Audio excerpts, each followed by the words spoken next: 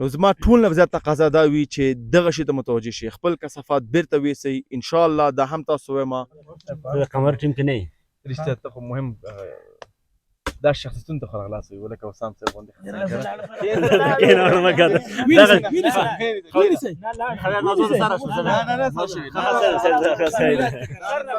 صحیح شو زه صحیح شو کېنه اصلاح یې کړه السلام علیکم. السلام علیکم. موږ دلته د اور عبادت ته ناست نه یو بلکې په نورستان کې یو، په نورستان پارون کې او بره غره کې راغلي یو. الحمدلله یو متل مې اورېدو وایي چې غره ته ختل هغه وخت کې ارزښت لري چې کله د غره سر نه د منظرې ښایسته وي. یعنې په ژوند کې هم چند چې غواړي یو ځای کې ورسېږي نو حتما اول به غره سر ته خېږي تکلیف وباسي، هغه نه بعد به د ژوند نه خوند اخلي، ښایسته منظرې به ګوري. موږ دلته راغلي یو. زه به دومره نه مخ دا مایک دوی ته ورکړم چې ماشاءالله ښایسته ولایت دی، ښایسته خلک دي او میلمه نوازي ته حتما تاسو راشئ خپله تجربه کې وی ګورئ. لیکن یو کار موږ سالنن چې کوو هغه څه کوو چې موږ کوم پلاستیک دی که هغه د بسکټو دی که اوبو بوتل دی که نو زما ټول نه زیات تقاضا دا وي چې دغه شي ته متوجه شي، خپل کثافات بیرته ویسئ. انشاءالله دا هم تاسو وایم چې موږ به کوشش کوو کثافت دانیانې په مختلفو ځایونو کې جوړ کړو، د قمر ادرس نه لوحې ولګو خلکو ته په نورستان مختلف ځایونو کې تر څو پورې خلک په ده باندې پوه شي چې دغه د دوی مسؤلیت دی. آیا غواړي دغه ځنګل وسوځېږي، غواړي د ځنګل خراب شي، که نه غواړي نو حتما د پلاستیک کثافاتو خپل غور وکړه او په حیث مسلمان او په حیث انسان دا ستا مسؤلیت دی چې کوم ځای ګندګي کې بیرته باید پاکه کړي. زه به نور خلکو ته ورکړم. خواته مې پاچا صاحب ناست دی چې د دې ځای دی انشاءالله د دې ځای پاچا صاحب دا به دوه خبرې کړي به عبدالله حسام ته ورکړي چې چوپان دی ماشاءالله. بسم الله الرحمن الرحیم. اول خو د قمر ټیم حسین رئیس صاحب ټول مېلمنو ته حسام صاحب ته ښه راغلاست وایو. دویم قدم کې خدای پاک تاسو اجر درکړي چې زحمتونه ویستل تکلیفونه ویستل راغلی دلته دنیا څه موږ نه لرې د راشئ دې خواته راشه. موږ چې خوا سره نږدې وو د ښه راغلاست دې ونه ویلې نو هغه ته چې د قمر ټیم کې نه یې رښتیا ته خو مهم دا شخصیتونو ته خو راغلاست وي ولکه وسام صاحب غوندې کېنه مه کوه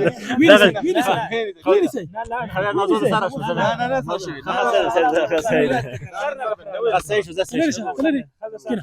کېنه اصلاح یې کړه. د رئیس صاحب په خبرو په تایید کې خصوصا هغه ورونه چې دلته راځي سیالبینان دي نورستان د تفریح دپاره راځي دغه ماحول باید پاک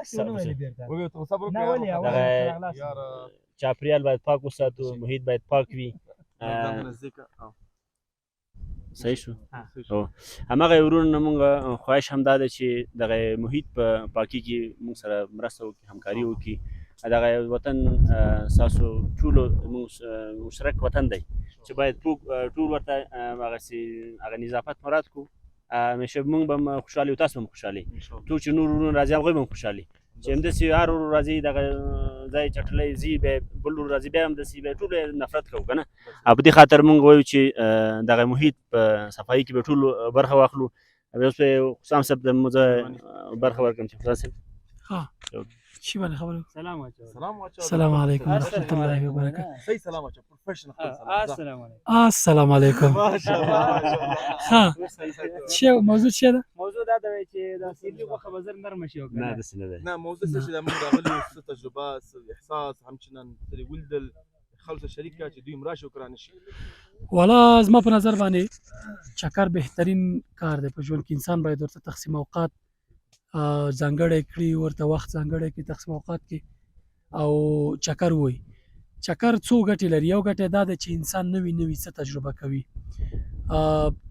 یعنې یو ځای ته په تګ باندې انسان نوې زده کړې کوي، نوي څه ویني، نوي څه اوري، او بل چې بیا نیک دوستان یې هغوی سره دا سفر هم عبادت کې حسابېږي انشاءالله چې د ثواب په نیت یې وکړي.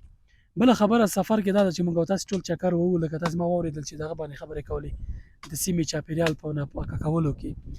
هر هغه انسان چې چاپېریال ناپاکه کوي هغه دې په دې باندې فکر وکړي چې مسؤول دی د الله پر وړاندې، ځکه چې د طبیعت الله تا ته درکړی، ته چې بې قدري کوې، بې پامي پکې کوې، بې غوري پکې کوې، ته مسؤول یې، ځکه چې الله تا ته دومره ښکلی طبیعت درکړی ته یې ګنده کوي. او بل سړی راځي ځورېږي په دې. ګورې دا دغه چې د انسان چې په خپله ژوند کې نظم او پاکوالی او صفایي ونه لري، دا په دې معنی چې دی ورو ورو بله ورځ عصبي تکلیف پیدا کوي. دلته مچۍ کېناسته. نو په دې معنی چې وایي دغه روانشناسي ډاکټران وایي د ارواپوهنې هغوی وایي چې انسان کله کوټه کې ناست وي او د هر څه بې نظمه پراته وي دا د انسان په ذهن باندې بد تاثیر کوي ورو ورو دا انسان ته دغه پیدا کوي یو ډول یعنی هر شی به د ګنده وي او بې پروا به وي وایي نړۍ له کوم ځایه فتح کېږي چې ته لومړی تر ټولو خپله بستره پاکه کړي بیا چاپېریال پاک کړي بیا راشي د نړۍ په سطحه ته بیا حکومت کولی شي یا سړی چې خپله بستره نشي منظم کولی ژوند کې نظم نه وي پاکي او صفایي پکې نه وي هغه دې دا خوبونه نه ویني چې زه به غټ غټ کارونه وکړم لومړي ځای هغه ځای نه شروع کېږي دا پاکوالی دا صفایي که ته خپل وطن پاک نه ساتې په دې معنا چې ته هغه د وطني مینې او هغه احساس نه لرې چې کوم په تا باندې لازم دی چغې خو ټول وایي چې وطن را باندې ګران دی خو که ته وطني نه او ګنده او نه پاکه یا ګندګۍ ته واقعا دغه د وطن سره هېڅ مینه نه لري فاروق اخی به نور تفصیلات ورکړي زوبا السلام علیکم ورحمۃ اللہ وبرکاتہ شکلونه ډېر نور دغه تجربه دي زما ولادي چې خارج دی لیدل په کامره کې خبرونه نه خوښيږي زوبا د هغه الماس ته نه نه زما نه خوښيږي نه خبرې به که دا راته ووایې ښه زه هم په خپل وار سره ټول نه مننه کوم پاچا صاحب نه ملګرو نه چې دلته دې زحمت وباسه 2.5 ساعته لار د لندې ځای نه ښه نو دی دا دیګونه او دا شیان په شا باندې دلته راوړل واقعا موږ خالي را نه شولو راتلی خدای دونه زحمت باسره ډېره مننه خدای دې خیر درکړي موږ تاسو د چاپېریال باره کې موضوع ده که نه چې دلته راځو چکر وهو باید دا هر څه پاک وي دا نه تنها دا چې زموږ ستاسو مسؤلیت دی بلکې حدیث شریف ته فکر کوم طهور شطر الایمان همداسې دی حسام صاحب پاکوالی جز د ایمان دی نو که چېرته دا جز د اجزاو د ایمان پسې نه ګرځو بیا موږ تاسو صحیح مسلمانان نه شو نو دلته چې راځو تاسو راغلی فرض که موږ راغلو دا هر څه مو همداسې پرېښودل لاړو بل څوک چې راځي هغې به څه وایي چې دلته انسانان راغلي او که کوم بل مخلوق راغلی نو راځئ وطن مو خپل دی که مینه ورسره لرو حسام صاحب مخکې ویلی چې چغې خو ډېر وهو چې وطن زموږ مور دی او مینه ولرو پلان بستان نو چې راځي اقلا دغه پلاستیک یو دغه دونه کار نه دی که نه ټول سره ټول کې یو کې جبه کو خیر دی یو طرف ته یې کېږدو یا فرض که ځان سره ویسو چېرته داسې ځای هلته یې وغورځو هم به دا ځای صفا پاتې شي او هم به چاپېریال یې هم به نور وروڼه چې راځي هغې به هم خوشحاله وي دې ځای هغه امیج چې دی ځان سره وړي ټول نورو ته به وي چې ولاسې پاک ځای انجینر صاحب راځه راشه که نه انجینر صاحب ته هم څه وایې کیمرې تر شا زموږ دغه ورور دی نوح ورور دی صبغت الله ورور دی الله دې دته هم خیر و برکت ورکړي ډېره مننه نور خو څه وایې زما څه وینا نشته دی فقط دا وایم چې راشئ نورستان ته راشئ ټول امکانات شته دی